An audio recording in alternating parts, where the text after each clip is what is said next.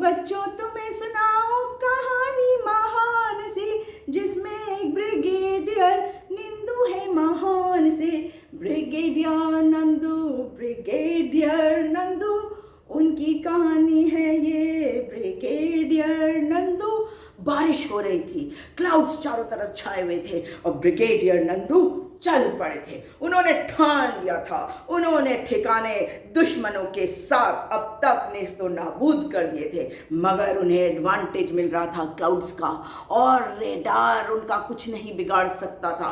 मगर उन्होंने जेट पर चढ़ा, मगर जेट पर चढ़ने के पहले वो टैंक पर चढ़े ढक्कन खोल के। उसके बाद वो जेट पे चढ़े थे और जेट को उड़ा रहे थे, ढाए ढाए ढाए और ठाए ठाए ठाए, और उन्होंने उड़ाए 7 ठिकाने, 2 ठिकाने बाकी थे। और सीनियर्स उन्हें कह रहे थे कि बस करो ब्रिगेडियर नंदू, आप ये क्या कर रहे हैं, आप थक गए हैं, 7 ठिकाने आपने उड़ा दिए अकेले।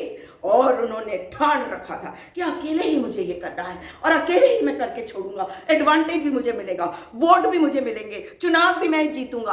अरे उन्होंने फिर अपनी यूनिफॉर्म पहनी, बदली यूनिफॉर्म दूसरी वाली, और उसके बाद गए ठाए ठाए ठाए, क्योंकि उन्होंने ठान ही रखा था।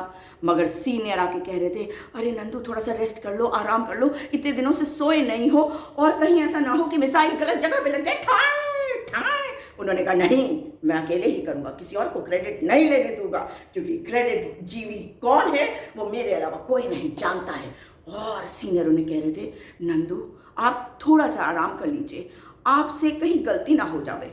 उन्होंने कहा नहीं, अभी तो वक्त है मेरे पास, अभी तो समय बाकी है, क्योंकि बारिश अब भी हो रही थी, क्लाउड्स छाए हुए थे और रेडार वाला एडवांटेज क्लाउड्स दे रहा था। और चल पड़े ब्रिगेडियर नंदू, क्योंकि रगों में तो बह रहा था गरम सिंदूर, और दुश्मन हो जाए सावधान।